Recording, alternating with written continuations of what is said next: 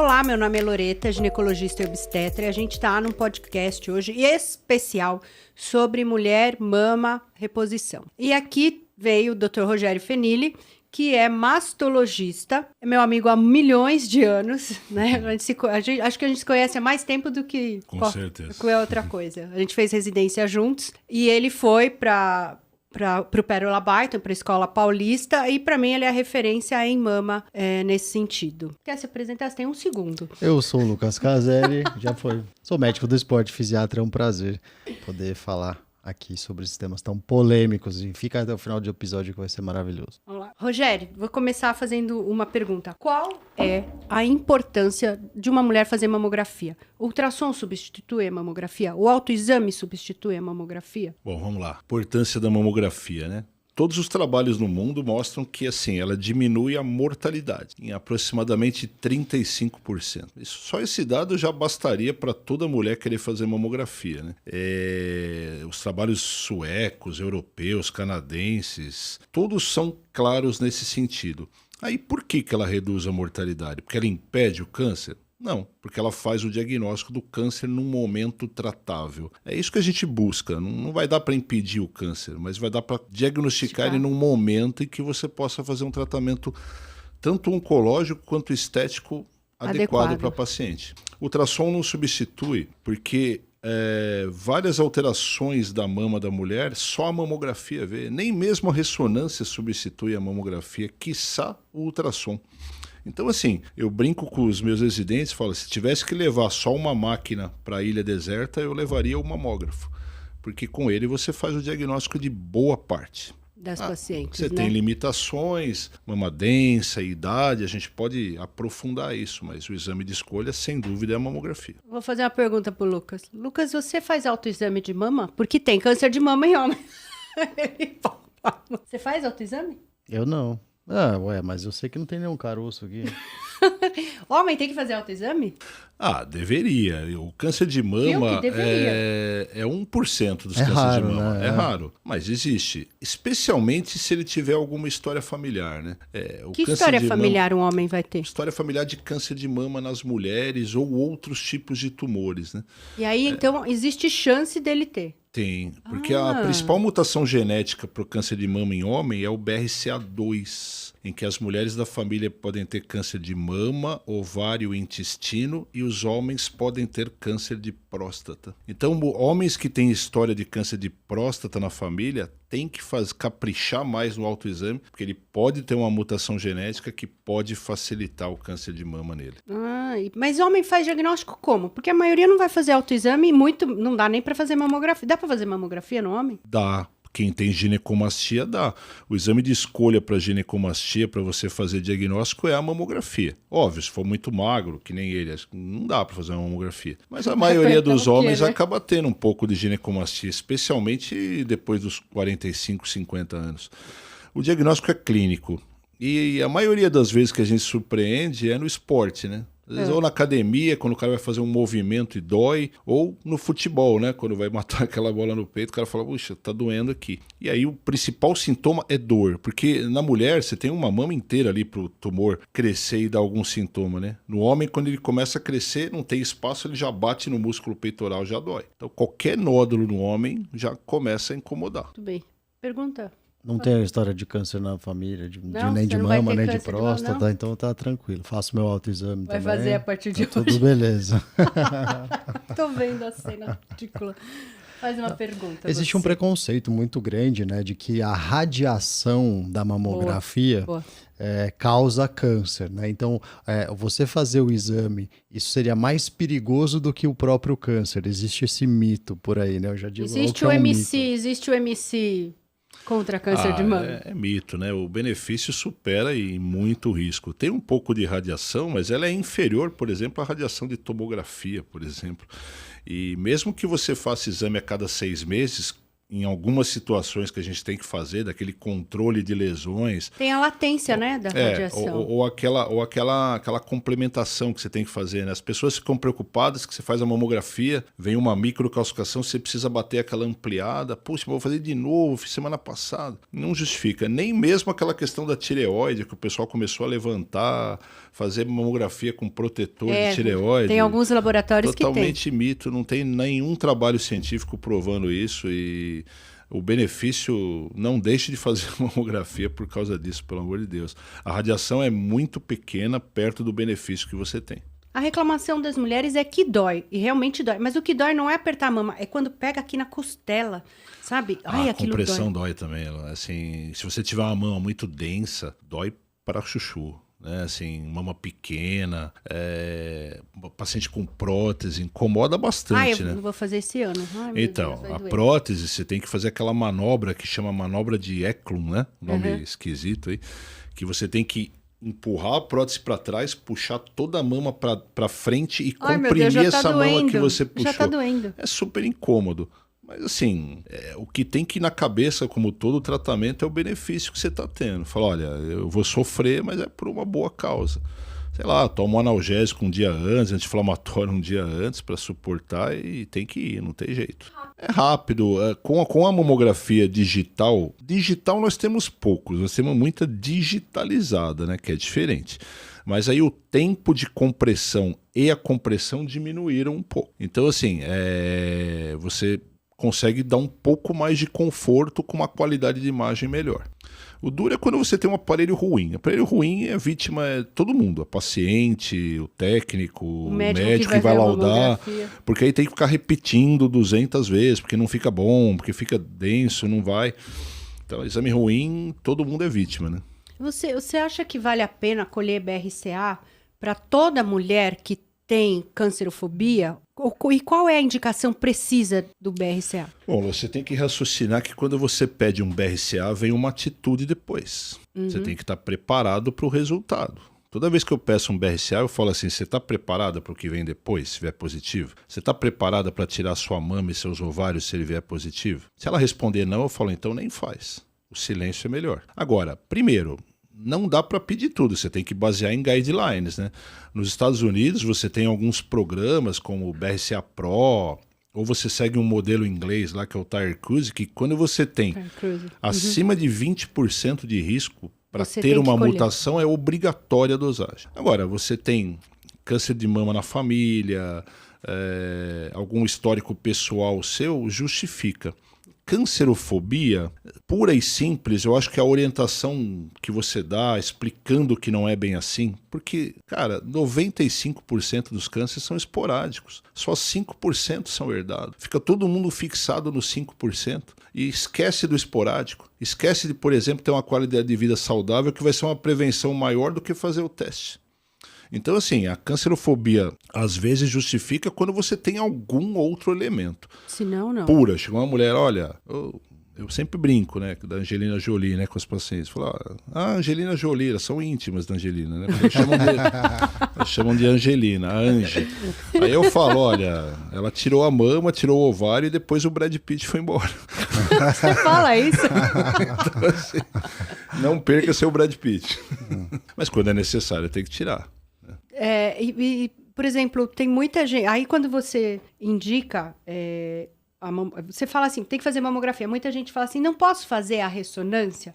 Eu peço ressonância para acompanhamento de prótese depois de alguns anos para ver se tem alguma coisa relacionada à alteração da prótese. Mas existe alguma indicação de fazer ressonância em nível populacional ou em substituição à mamografia? Então, substituição nunca. Ela é complementar. Agora, os trabalhos americanos mostraram que em pacientes de alto risco, seja ela mutada, seja ela com alto risco familiar, a ressonância agregando na prática diária, ela aumentou a detecção de tumores em mais de 15%. Então, assim, quando você classifica ela como alto risco familiar, tipo assim, 1 ou 2 parentes de câncer de mama na pré-menopausa, Isso é importante também, né? Falar que não é na menor... minha mãe teve câncer de mama aos 80, 60. A gente sempre considera, mas é um fator atenuante importante. Agora, se classificou de alto risco, poder introduzir a ressonância na prática diária é uma boa. É possível?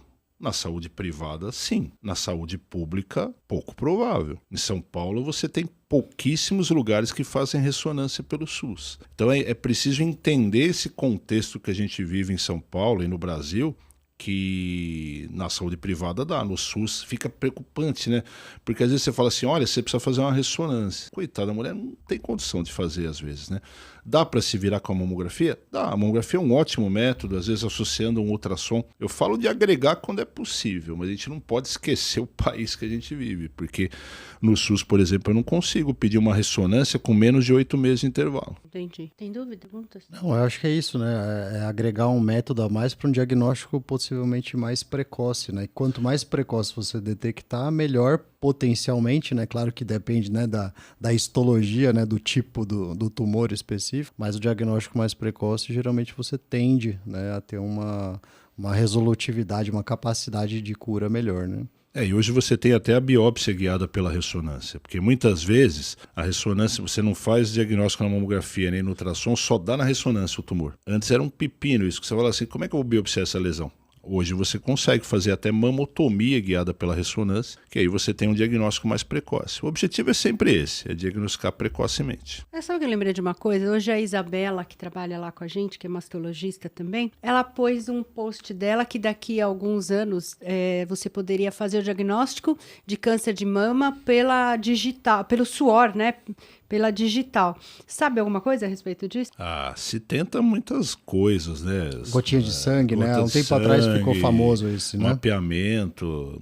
Eu acho que pode ser que a engenharia genética evolua a esse nível, né, de você encontrar. Porque quando você fala de genética no câncer de mama, você tem umas mutações conhecidas, mas tem muita coisa lá que você faz o teste. Você comentou sobre o teste, né? O teste pode ter 3 resultados. Ele pode vir positivo, ele pode vir negativo, ou ele pode vir as tal das variantes de significado incerto, que você acha uma mutação, mas ela ainda não está descrita se aquilo lá causa câncer ou não. Eu acho que isso gera mais estresse do que o teste positivo em si.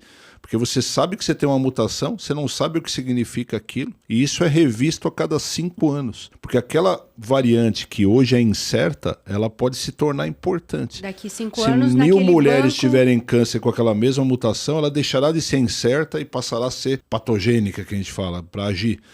Então, assim, por isso que o teste tem que ser bem indicado, Loreta, porque senão ele pode gerar um estresse desnecessário.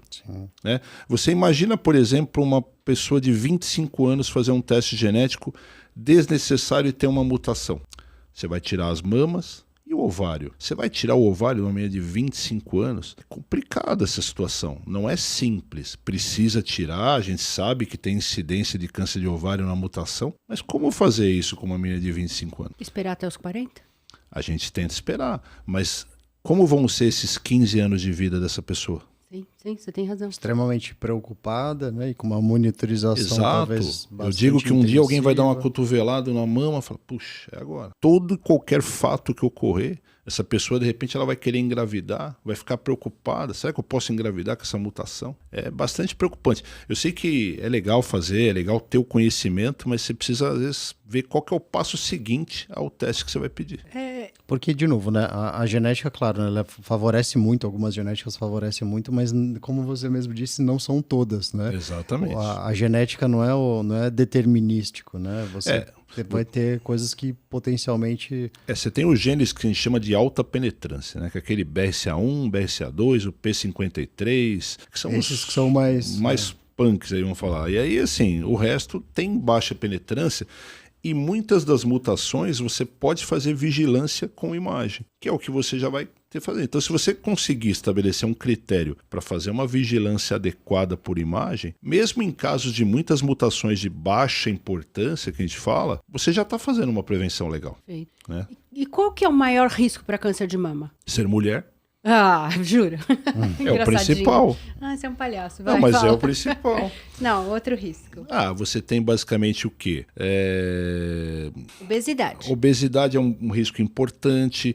A mama densa é um fator de risco bastante importante. Mas não pela mama densa, pela dificuldade de avaliação. Pela dificuldade diagnóstica. Porque senão as pessoas vão achar que é por causa... Não, e é porque você também tem mais glândula. Sim, você tem mais glândula. Para onde ter tumor. Então, o risco pessoal, a gente fala, alguns fatores que são importantes, vai. A nuliparidade é um fator importante? Muito. É um fator importante. Principalmente até que idade? Até os 19 anos. Nuliparidade é você não ter tido filhos. Então, ter filhos é um fator que ajuda porque ele termina de madurar, vou falar assim, né? Porque é público, aquela mama. Então, eu consigo fazer a diferenciação.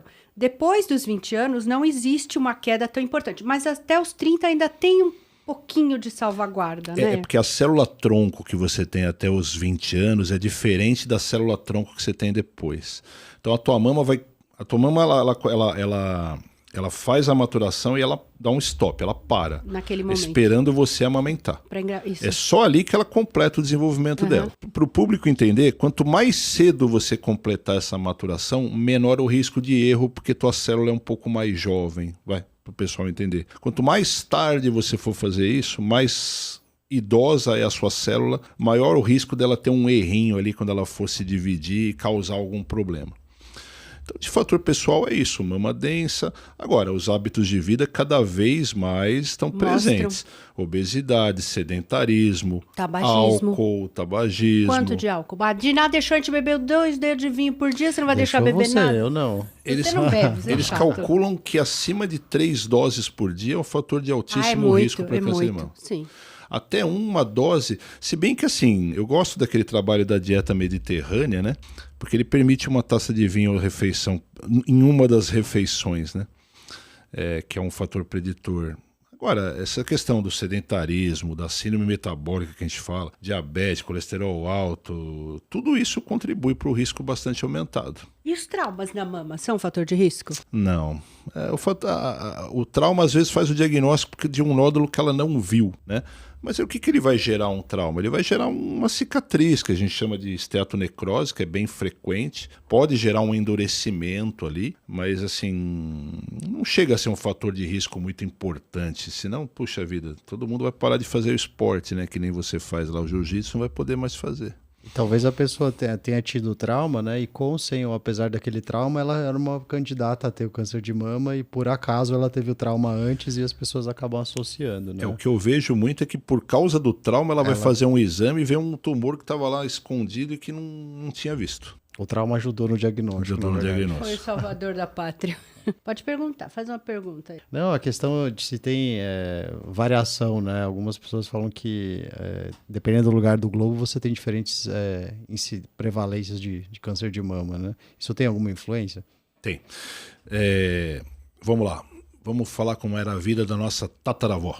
A nossa tataravó, ela menstruou aos 12, casou-se aos 13, teve 14 filhos e entre gravidezes e amamentações ela só foi menstruar de novo aos 30. Essa era a história da mulher. E morreu aos 35. Exato.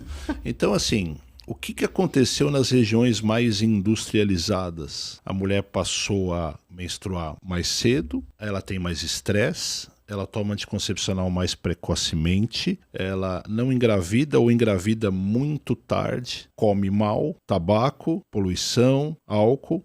Então, a história do câncer de mama segue as populações industrializadas. Não precisa nem ir para a Europa. Aqui dentro do país você vê. A incidência no Sudeste e no Sul é muito maior do que na região Norte, por exemplo. O Nordeste vem subindo um pouco. À medida que você vai, o Nordeste divide. Nas capitais, a incidência do câncer de mama é uma. No interior, é outra.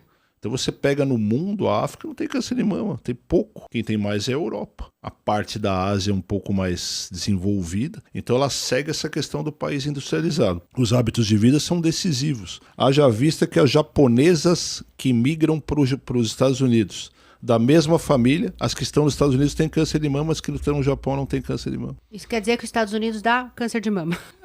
Pode-se dizer que sim. Se você pegar a dieta base americana... Muito ruim, hábitos de vida, assim, você favorece ter o câncer de mama. Trocou o ambiente, né? O ambiente fica muito mais favorável. O consumo de soja, que precocemente na infância é protetor, ele pode ser prejudicial depois de uma certa idade porque ele tem estrogênio, né? Ele funciona mais ou menos como uma reposição hormonal. Mas os trabalhos mostraram que quando você tem um consumo da soja na infância, ele atua como fator protetor. E a dieta japonesa, por exemplo, é basicamente soja. Tofu, tempê. É verdade. Agora, por que existe uma diferença da incidência de câncer de mama em relação à idade nas mulheres aqui na América do Sul, especificamente, e na Europa? Então, se você pegar São Paulo e o Sudeste e Sul, nós temos a mesma incidência europeia. Mas em relação à idade? Porque lá na Europa, por exemplo, a mamografia é indicada a partir dos 50 anos. Aqui, a partir dos 40. Por que essa indicação é diferente? É questão de protocolo no mundo. Existe uma coisa de aparecimento do tumor, que é uma coisa que o professor Pinotti defendia, meu preceptor na residência, que é um intervalo, eu vou falar o nome, eu sei que é público, chama Sojourn Time, que é o tempo de duplicação e de surgimento de um tumor. Dos 40 aos 50 anos, esse intervalo é de 6 a 8 meses. A partir dos 50 anos, ele passa a ser de 1 ano e meio. Por isso que lá... Então, você fazer um protocolo a partir dos 50 anos a cada 2 anos, tudo bem. Mas dos 40 aos 50, depende do enfoque.